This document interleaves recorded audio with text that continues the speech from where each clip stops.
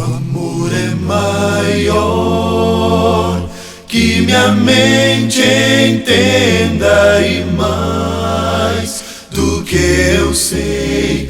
O amor é mais que o extenso céu, e mais que pra sempre soube meu nome antes de eu nascer. Formou meu ser em tuas mãos. Olá, irmãos e amigos, estamos juntos mais uma vez para o nosso Café com Deus. Meu nome é Edivaldo e hoje gostaria de compartilhar mais uma meditação baseada no livro de Atos, capítulo 25, versos de 8 ao 12. Assim diz a palavra do Senhor. Então Paulo fez sua defesa. Nada fiz de errado contra a lei dos judeus, contra o templo ou contra César.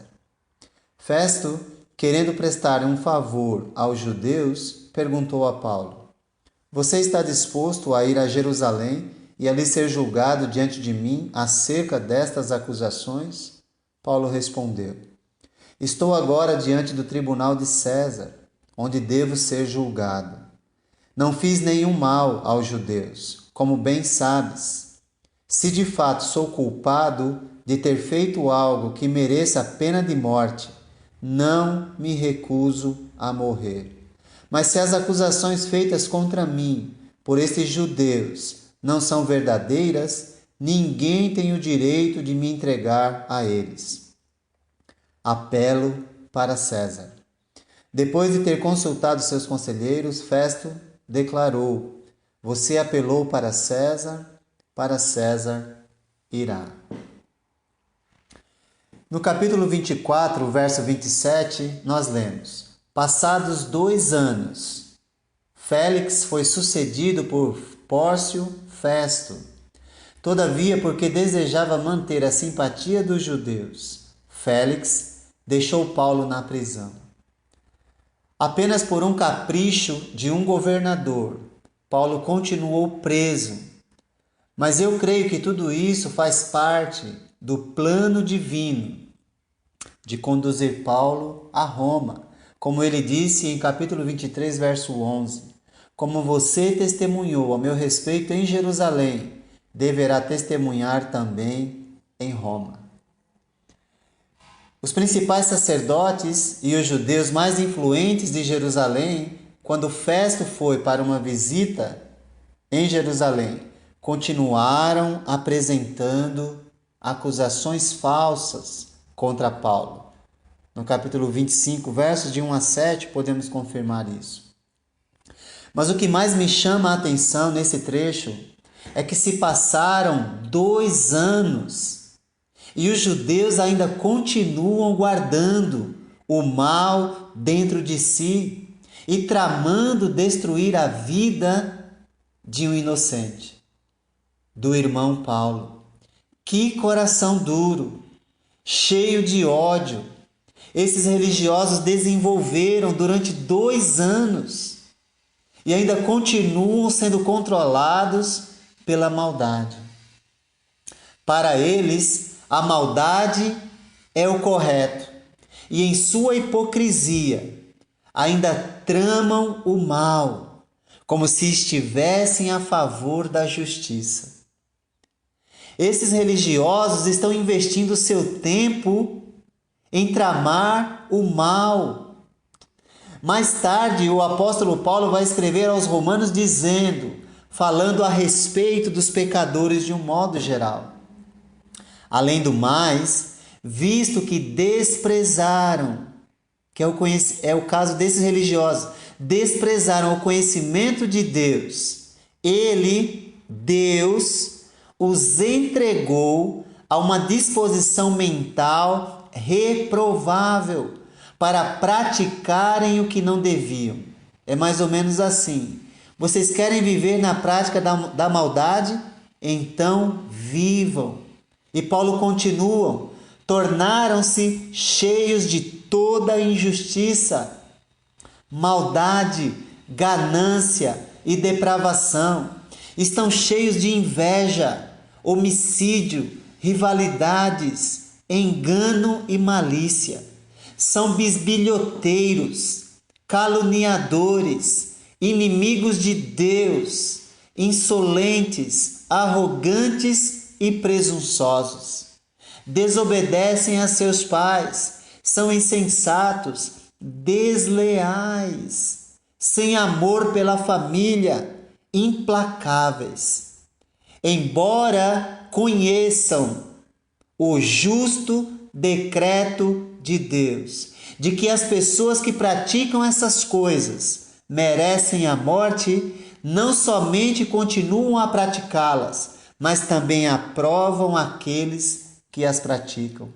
Romanos 1, do 28 ao 32. Não é de se estranhar que haja pessoas que dizem que acreditam em Deus e tenham esse tipo de atitude, pois esses judeus, mesmo depois de 2 anos, continuam sendo dominados pela maldade, porque não querem ouvir aquilo que poderia mudar suas vidas. Paulo se defendeu, vendo o risco de ser enviado para Jerusalém e ali ser condenado. Ele decidiu apelar para o tribunal de César. Em outras palavras, como cidadão romano, ele tinha o direito de apelar para o que nós chamaríamos de Supremo Tribunal Federal, a instância superior. Ele poderia fazer isso, ou seja, a corte mais alta do império. Paulo está diante dos seus acusadores e com coragem afirma: nada fiz de errado contra a lei dos judeus, contra o templo ou contra César. Ou seja, não dei motivo para que ninguém fale de mim. Mas, se sou culpado de ter feito algo que mereça a pena de morte, não me recuso a morrer. Ou seja, se agir de maneira contrária ao que Deus tem me ensinado, o que mereço de fato é a morte, pois o salário do pecado é a morte. Mas se as acusações feitas contra mim, ele diz, por estes judeus, por esses religiosos, não são verdadeiras, ninguém tem o direito de me entregar a eles. Apelo para César. E ao apelar para César, como disse, está apelando à última instância, que é o imperador romano. E ele tinha esse direito por gozar da cidadania romana. E usou o seu direito de forma adequada, sem ferir ninguém, sem maltratar ninguém, porque ele é um discípulo de Jesus. E discípulos de Jesus, mesmo injustiçados, não tratam mal as pessoas. Paulo, ao invés de desenvolver ódio por esses acusadores, constantemente está dando oportunidade a eles de verem a transformação que Cristo operou em sua vida, pois ele está afirmando sempre Jesus por meio da sua conduta, por meio do seu testemunho. Mas eles preferiram ignorar e cultivar o ódio durante 2 anos, o ressentimento que os impediu de ver Cristo na vida do discípulo de Jesus, que os impediu de chegar a Cristo. Irmãos e amigos, cristianismo não é algo subjetivo, não é um sentimento, não é uma experiência religiosa apenas. É algo concreto, baseado em fatos reais. Jesus Cristo ressuscitou. Jesus Cristo está vivo. Jesus Cristo ele sabe o que acontece no mundo e na minha casa e no meu coração. Jesus Cristo está no controle deste universo. Jesus Cristo falou com o apóstolo Paulo.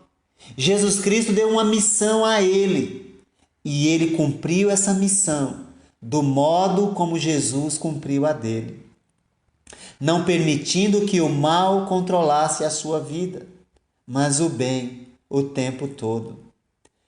Ele não deixou o medo paralisar o seu discípulo, o apóstolo Paulo. O seguidor de Jesus não pode deixar o medo, as ameaças, a pressão dos perseguidores ou a incredulidade das pessoas, dos religiosos, paralisá-lo.